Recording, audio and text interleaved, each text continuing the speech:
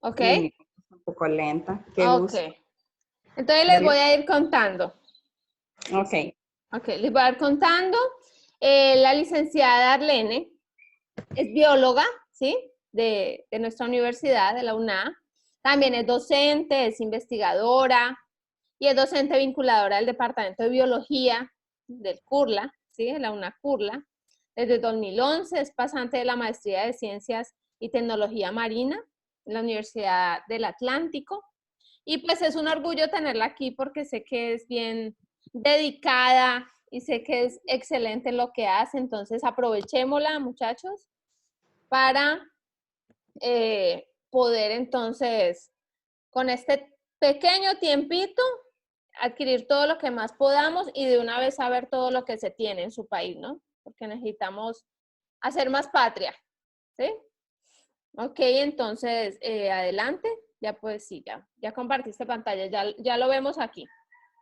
Bueno, es un gusto hablar sobre este tema, me apasiona. Y siempre que a uno le piden como a hacer alguna presentación, siempre se aprende más. Porque pues los temas son tan profundos que cada día y con cada tema, ¿verdad? Entonces, pues estuve actualizándome también con esto porque pues cada día salen nuevas investigaciones también sobre el área. Entonces voy a tratar de ir un poquito rápido porque, hablar de la diversidad marina de Honduras, bueno, traté de como resumir este libro, ¿verdad? Que es como lo que tenemos nada más en el Caribe. Wow.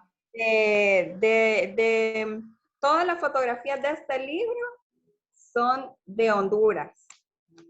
Entonces traté de compartir algunas y bueno, vamos a empezar con las Excelente. generalidades, ¿verdad?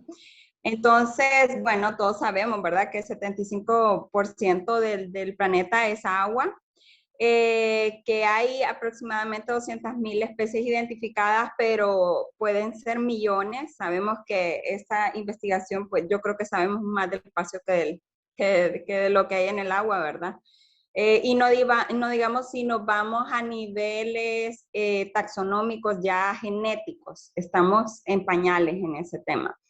Y bueno, hasta un 40% del océano se ve afectado por la contaminación, por la contaminación. El 30% del dióxido de carbono que es emitido es absorbido por el océano. Más de 3 millones de personas dependen de la biodiversidad marina y hablamos de que los océanos producen aproximadamente el 5% del Producto Interno Bruto Mundial. Eso habla de billones, ¿verdad? En cuanto a pesquerías, turismo, bueno. Entonces, solamente para poner en contexto, hay una parte del océano en la que penetra la luz, esa se llama la zona fótica, que llega aproximadamente hasta los 200 metros, y ya el resto pues se considera afótico. Pues la zona más profunda, ya hablando en kilómetros, llega como a los 4 kilómetros.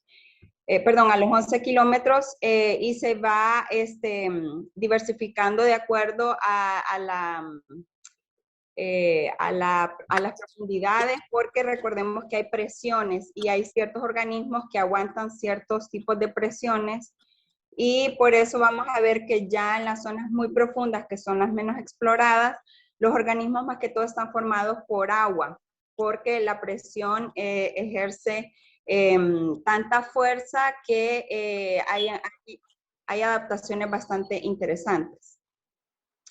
Aterrizando un poco a nivel regional, pues nosotros, como ustedes han escuchado, formamos parte de la segunda barrera arrecifal más grande del mundo, que es el sistema arrecifal mesoamericano, en sus siglas como SAM.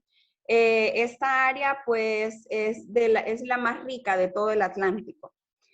Y nosotros tenemos una extensión territorial marina, el doble de la extensión territorial terrestre. pocos conocen esto, ¿verdad? Sin embargo, los ecosistemas más explorados, los ecosistemas marinos más explorados son los arrecifes. Las zonas profundas han sido muy, muy poco exploradas y también las zonas costeras.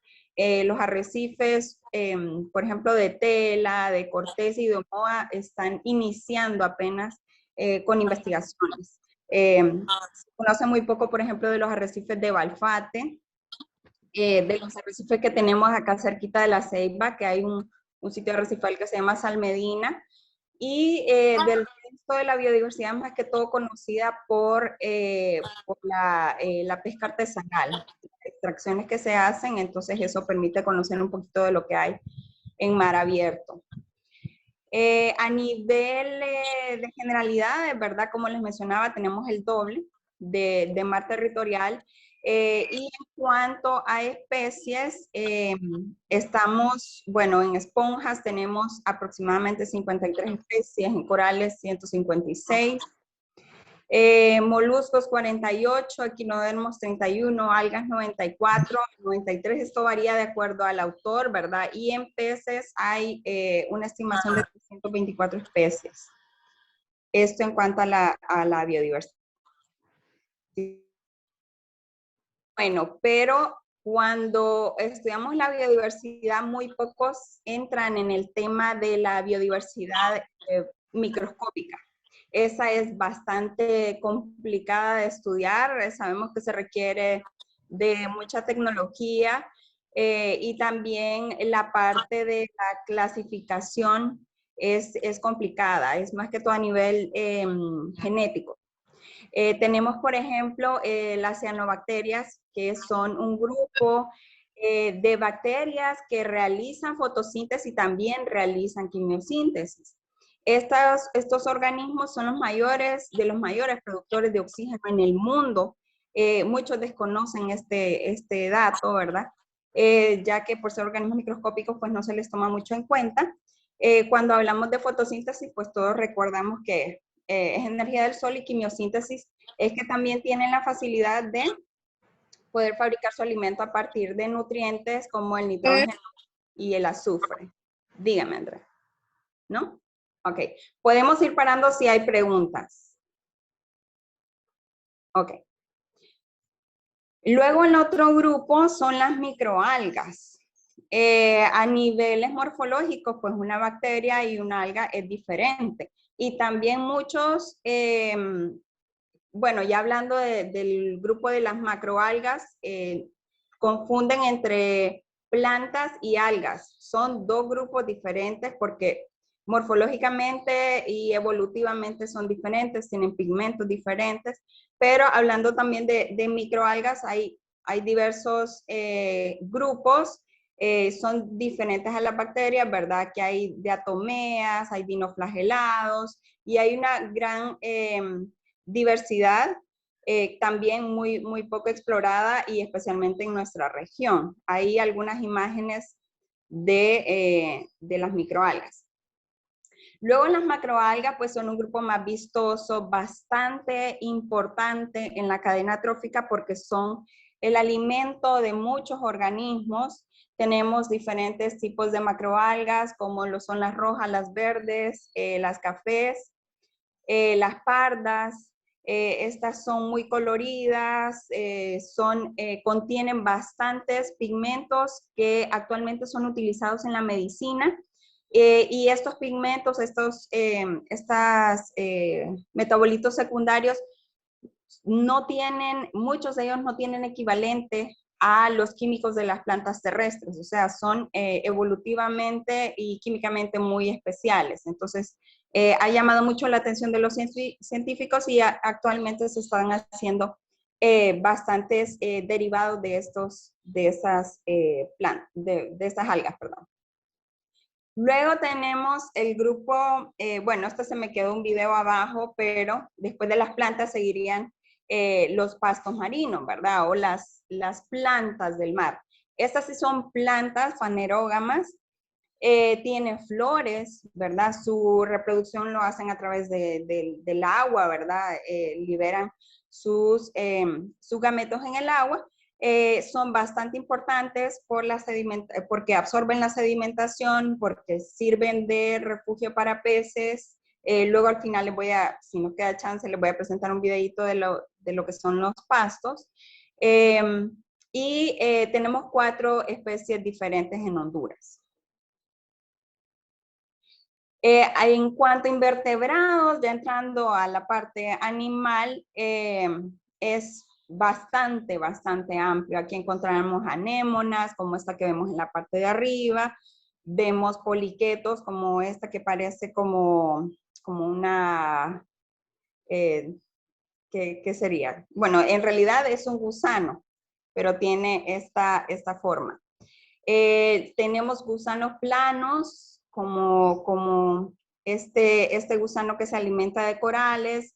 Hay otro tipo de caracoles y otros gusanos como estos que tienen esas, ¿qué sería? Esos filamentos. Y luego hay otros tunicados que son como colonias, que es esta que se ve en la parte de arriba. Son miles de organismos que se unen y van al son del agua, ¿verdad? Estos van filtrando. Otro grupo muy importante son las esponjas. Estas son filtradoras y también son el alimento y el refugio de algunos animales. Hay esponjas que son grandísimas que nosotros podríamos caber en ellas, ¿verdad? En forma de vasos. Y hay otras esponjas que se van adheriendo a las superficies, como estas de acá. Los corales, bueno, uno de mis grupos favoritos, pues son animales. Algunos desconocen esto, ¿verdad? Son animales que forman colonias y estas colonias pues son visibles desde un avión, por ejemplo, ¿verdad? Y aquí hablamos de estructuras como las paredes arrecifales, y aquí es donde se forman, estos son como los organismos que forman las estructuras de los arrecifes. Entonces, el arrecife ya es el conjunto de todos los organismos, ¿verdad? Pero los corales son los animales que forman la base y luego entonces se van agregando otros organismos, y son muy importantes porque son como ciudades que tienen refugios de diferentes formas, son alimento, pero tienen la característica de que necesitan la luz, porque los corales tienen simbiosis con unas microalgas que se llaman zooxantelas, y estas son las que le dan esos colores hermosos a los corales, ¿verdad? Cuando hay cambios, por ejemplo, en la temperatura, entonces se dan ciertas enfermedades, como lo son el blanqueamiento del coral, que es cuando estas algas son expulsadas de los corales, y como estas algas le brindan el alimento, el coral empieza a morir de hambre, por así decirlo. Si la temperatura vuelve a su normalidad, entonces los corales pueden sobrevivir. Si pasa mucho tiempo con una alta temperatura, los corales empiezan a morir. Y también hay otras enfermedades provocadas por bacterias y por virus que afectan mucho a los corales. Esta especie es muy especial.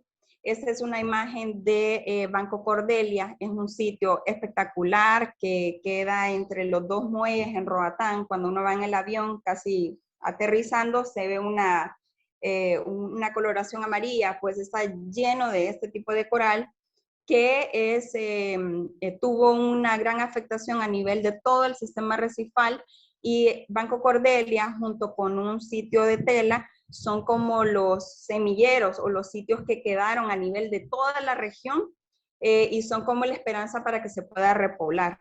No se sabe por qué este sitio no fue afectado por una enfermedad que se dio a inicios del 2000, pero puede ser que genéticamente sean resistentes o que alguna corriente haya hecho que lo mantuviera alejado de esta enfermedad que afectó a nivel de la región, pero son sitios espectaculares.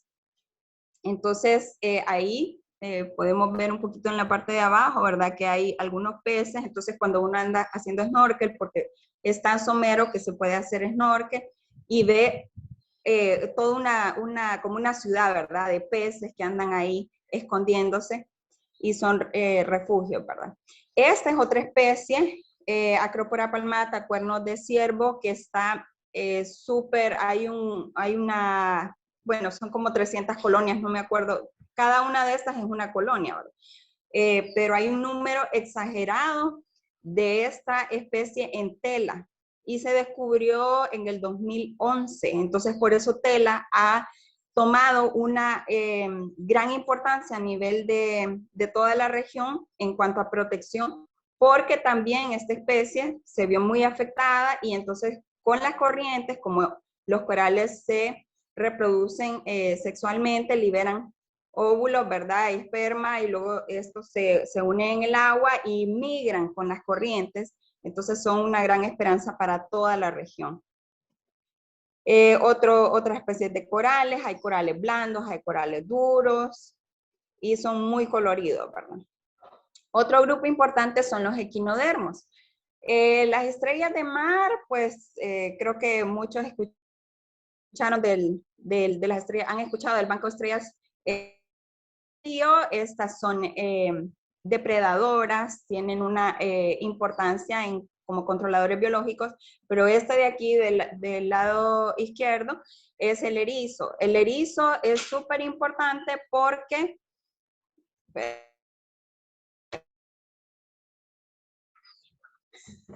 Se cortó un momentico, Arle, se cortó. Ok.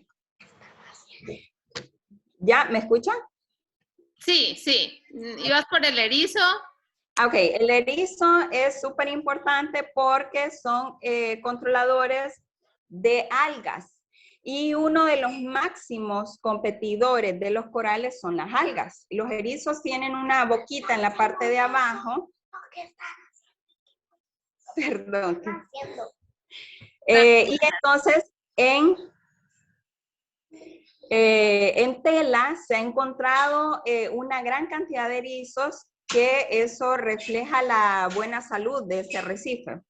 Entonces, lo que se quiere en algunos sitios que está que tiene mucha macroalga, ya vamos a hablar de esto más adelante, es mover erizos para que se haga una repoblación y estas puedan controlar las algas. Crustáceos, bueno, este es un grupo donde metemos ahí a los cangrejos, al famoso king crab, delicioso en la sopa, ¿verdad? Seguro, la langosta. Estos son de los grupos más diversos, serían como el equivalente de los insectos en el mar en cuanto a su diversidad. Aquí metemos también, por ejemplo, este de aquí es un camaroncito, ¿verdad? Cangrejos, bueno, es un grupo bastante grande. Luego tenemos a los peces y como les comentaba, algunos, bueno, hay de diferentes tamaños. Miren este pececito pequeñito metido en una esponja. Es súper pequeñito, tal vez tendría como este tamaño. Hay otros que viven enterrados en la arena, entonces cuando uno anda haciendo como snorkel tiene que estar muy atento porque estos pececitos salen a observar qué está pasando y luego se meten, ¿verdad? Estos son considerados como prácticamente bentónicos. Bentónicos es que viven en el sustrato. Hay organismos bentónicos y pelágicos. Entonces, como las mantarrayas y las rayas, algunas se consideran bentónicas, entonces estos serían peces bentónicos. Estos también son súper pequeñitos. Este pez es sumamente importante para la pesca y para la salud del arrecife, porque ellos son controladores de algas. Vemos ese pico, ¿verdad? Que tienen el famoso pez loro. Pueden tener tamaños así o mucho más grandes. Y también cuando ellos comen corales y cuando defecan arena blanca. Esa arena, entonces, que nosotros vemos preciosa, ¿verdad? También es producto de la defecación de los peces. En los peces se da algo muy interesante, así como en los insectos, ¿verdad? Digamos que hay bastantes cambios a lo largo de su ciclo de vida. Ahí tenemos, por ejemplo, el pez loro, cola roja en su etapa juvenil y en su etapa adulta. Entonces, eso a veces dificulta también como la clasificación, porque hay que conocer todo el ciclo de vida de un organismo para decir qué especie es. Esta es la famosa barracuda, ¿verdad? Seguro que la mayoría de ustedes o todos la conocen. Solamente como alguna recomendación, estar en el mar, si se toman las medidas, no es peligroso. Por ejemplo, cuando vemos una barracuda que puede ser muy grande y usualmente la podemos ver cuando andamos haciendo snorkel, lo recomendable es poner las manos cerca del cuerpo, ¿verdad? Porque si andamos anillos o cosas brillantes, ellos pueden confundirla con su alimento, ¿verdad? Entonces han habido ataques de barracuda porque son altamente depredadores y súper rápidos, pero es porque tal vez andamos un anillo, andamos nadando y entonces viene y ataca. Entonces cuando andamos en el agua, ahorita que se acerca Semana Santa, que probablemente, bueno, que no deberíamos de salir, ¿verdad? Estamos en cuarentena, pero más de alguno tiene tal vez la playa enfrente, si hay gente de Colón, entonces puede tomar estas medidas para evitar algún accidente y más que todo ustedes que son de ecoturismo que en algún punto van a ser guías y más de alguno le va a tocar en el agua, ¿verdad? O van a capacitar guías. El otro grupo precioso, espectacular, son las rayas. Estos son peces cartilaginosos a diferencia de todos los anteriores que son peces óseos, o sea, es decir, estos no tienen algún esqueleto remanente, sino que cuando el organismo muere, están las rayas y las mantarrayas. La diferencia es que las mantarrayas tienen como un cuerno y son mucho más grandes y las rayas no tienen este cuerno característico, obviamente genéticamente también son diferentes, pero tenemos como 8 tipos de rayas en Honduras. Estas pues son bien fáciles y bien comunes de ver incluso cuando uno anda haciendo snorkel o buceo. Tiburones, otro grupo que a la mayoría les da miedo cuando entramos al agua. Les comento que yo siempre que voy a un lugar pregunto, ¿y han habido ataques de tiburones? ¿Verdad? Siempre me da curiosidad. Por lo menos en Islas de la Bahía, no. Hablaba con un pescador, por ejemplo, que él estuvo en Cayos Michitos y dice que ahí sí se han reportado, pero en mar abierto. Usualmente los tiburones, como estos dos que vemos a la derecha, que es el tiburón toro y el tiburón tigre, que son los de mayor tamaño y los más, por así decir, agresivos, aunque vemos que en la parte de abajo, en algunas partes del Caribe, hacen buceo con tiburón tigre. Estos usualmente están en mar abierto. El tiburón que podemos encontrar en el arrecife, tal vez haciendo snorkel, con suerte, sería el tiburón de arrecife que está al lado izquierdo en la parte superior y el tiburón enfermera. Ambos son inofensivos. El tiburón de arrecife, hay un sitio en Roatán que hacen buceo y genera miles de dólares al año. Hay muchísimas personas que viajan a Roatán para hacer buceo con tiburón de arrecife.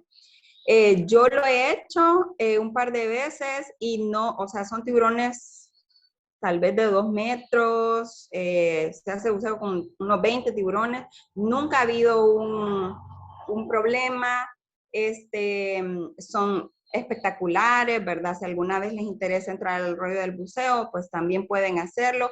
Y como ecoturistas, pues también es algo que se puede explotar en Honduras. Entonces, el tiburón enfermera es completamente inofensivo. La mayoría de los tiburones tiene que estarse moviendo para que el agua pueda filtrar a través de sus agallas. El tiburón enfermera es la excepción, entonces este es el único que probablemente vamos a encontrar fijo ahí entre cuevas o en la arena, ¿verdad? Pero usualmente cuando uno ve un tiburón, huye. Entonces, por si les gusta esto del mar y esto es como lo más temido, ¿verdad? Por todas las películas. En Honduras no hay tiburón blanco, no tenemos tiburón blanco y con ese sí que yo ni me meto al agua, ¿verdad? Tiburón blanco, aunque ahora pues hacen hasta con tiburón blanco, pero yo ahí sí que mejor no le entro, ¿verdad? En lo que yo he andado buceando, nunca he visto tiburón tigre ni toro. También tenemos tiburón martillo.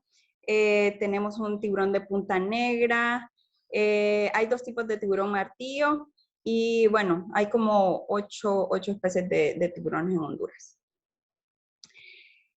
Las tortugas. Bueno, nosotros tenemos 5 especies de las 7 que hay en el mundo, de 7 tortugas marinas que hay en el mundo. Todas están en peligro de extinción, todas. Y esto es porque, por ejemplo, una tortuga pone 130 huevos, 140, dependiendo de la especie, y solo una llega a ser adulta. Entonces, tenemos que evitar comer huevos de tortuga o comer tortuga, aunque sé que en algunos lugares, por tradición se hace, pero por conciencia no deberíamos de hacerlo, ¿verdad? Son organismos espectaculares que pueden vivir más de 100 años, tienen una migración espectacular, los recorridos que hacen son exagerados de miles de kilómetros, y las tortugas tienen esa característica por la que son famosas, que siempre regresan al mismo sitio donde nacieron, a desovar. Entonces, si una tortuga llega a la adultez, va a saber cómo, eso es desconocido, ¿verdad? Solo hay como hipótesis de cómo las tortugas pueden saber dónde nacieron. Pero muchas veces regresan a su sitio, porque tardan mucho tiempo en llegar a la etapa reproductiva, regresan al sitio y tal vez en el sitio ya no hay playa. Se hizo tal vez infraestructura o se perdió. Ese es otro de los factores por los cuales las tortugas están en peligro. Hay también serpientes marinas, pero no tenemos en el Caribe. Solamente hay serpientes marinas, una especie, la Pelamis platurus, en la zona sur. Y también en la zona sur hay corales, pero son mucho menos explorados. Bueno, cuando vamos a la zona sur hay mucha sedimentación, la arena es volcánica, por eso es oscura. Entonces, si el Caribe está poco explorado, la zona del Pacífico está en cero casi, ¿verdad? Más que todo, peces comerciales, eso es lo que se conoce. La vez pasada hablaba con una colega que está en la zona sur y dice que el mar trajo algunos corales y por eso es que se sabe que hay corales, pero no han hecho exploraciones, buceo y eso por la visibilidad. Y lo que les comentaba de Tela, ¿verdad? Que Tela ahora es un sitio súper importante, hay 20 especies de corales, el tema de los erizos, específicamente este erizo, el erizo de Adema, es el que es muy, muy importante. Y hay 3 veces más coral vivo en promedio que en cualquier otro sitio, incluso que en los mejores sitios de las islas de la bahía. Entonces hay lugares espectaculares ahí. Si quieren conocer o si ya conocen, los invito a que hagan snorkel en la zona de Punta Sal. Ahí pueden ver las colonias de Acrópora palmata, que es espectacular. La biodiversidad en las zonas profundas. Pues les comento que en Roatán hay un submarino. Este puede llegar a cientos de metros, no recuerdo ahorita el dato, pero ellos han sido los únicos prácticamente que han logrado obtener información de las zonas profundas. Hay tiburones de 6 agallas, que son tiburones primitivos, ellos los han visto.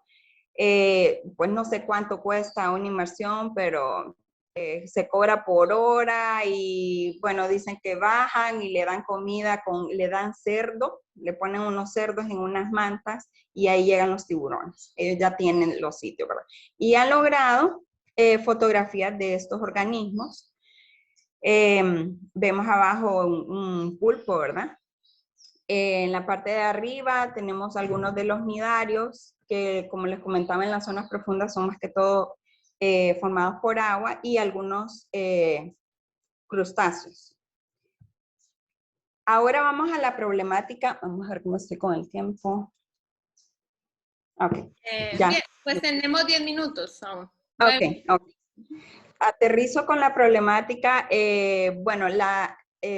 sobreexplotación, ¿verdad? De muchos organismos sin hacer ningún estudio para establecer cuotas. En otros países hacen estudios primero de cuánto es la población y luego establecen las cuotas. Aquí no, aquí extraemos. Y en algunos organismos han hecho estudios, pero parece que han sido manipulados ¿verdad? Obviamente porque es una industria bastante millonaria, y o no son actualizados, porque también las poblaciones van cambiando. Como es el caso del caracol reina y el pepino de mar, que actualmente se exporta a la China. La pérdida de costa y hábitats marinos, tenemos aquí dos imágenes, una de 1980 y otra del 2009. Esto es en Omoa Cortés, y vemos cómo se ha ido perdiendo, ¿verdad? La zona de la parte de agua, ¿verdad? Muchas lagunas están condenadas a morir muy pronto porque hay mucha sedimentación. Y esto es producto de las construcciones, ¿verdad? O también cuando hay deforestación en la cuenca, todo esto pues labra y hay erosión y llega a la zona de la costa, ¿verdad? Porque la mayor parte de las cuencas de Honduras drenan al Caribe. Entonces, todo lo que se hace en la cuenca repercute en el mar. La sobreexplotación, perdón, ahí de petróleo, ¿verdad? Ya hay estudios para la explotación de petróleo en la zona de la Mosquitia, y la zona de la Mosquitia, pues, es donde tenemos nuestros mejores bancos pesqueros. Entonces, si hubiese algún problema con la como de que ocurriera algo como esto. Entonces, este modelamiento es en base a corrientes y pues perderíamos prácticamente toda nuestra biodiversidad. Entonces, hay que, bueno, yo no estoy muy a favor cómo se piensa hacer esto, ¿verdad? Supuestamente han nacido 4 años de estudios para 20 años de permisos de explotación. Entonces, sabemos cómo se manejan las cosas en nuestro país y no es un panorama muy bueno. Los monocultivos, también este es un tema que me imagino que vieron o van a ver en la clase, y es bastante, hay bastantes problemas en cuanto a esto. ¿Por qué? Porque todo esto provoca sedimentación, ¿verdad? Y la sedimentación provoca eutrofización, porque todos los nutrientes hacen que las macroalgas crezcan de forma extrema, a modo de que los corales no pueden competir con ellas. Entonces, si los corales no pueden competir con ellas, mueren. Luego tenemos aquí, perdón, no hice los cambios, pero bueno, como sé que tienen también inglés técnico, esto no es problema. Las iniciativas actuales en cuanto a la biotecnología marina hay iniciativas en cuanto a producción de biodiesel con microalgas, hay también iniciativas en cuanto a pruebas en la zona sur relacionadas con pesquería, y también actualmente como Departamento de Biología estamos trabajando en una propuesta para la maestría en manejo integrado de zonas costeras, que probablemente cuando ustedes egresen ya esté lista. Esto es con una universidad de Cuba. ¿Qué necesitamos? Necesitamos fondos para investigación. La investigación en Honduras es muy esporádica y es escasa. La literatura científica también, ¿verdad? Ya que la mayor parte de la documentación es material gris o documentos grises, o sea que no tienen como esa base científica o no han sido publicados, entonces la gente no las conoce. Cuando andamos buscando, por ejemplo, información sobre muchos temas, tenemos que andar como preguntando a los colegas, porque no está publicado. Entonces, el acceso es limitado, la mayor parte de las investigaciones están en inglés, los monitoreos son muchos a corto plazo, necesitamos monitoreos permanentes. El único ecosistema que tiene monitoreo de más de 10 años son los arrecifes. Perdón.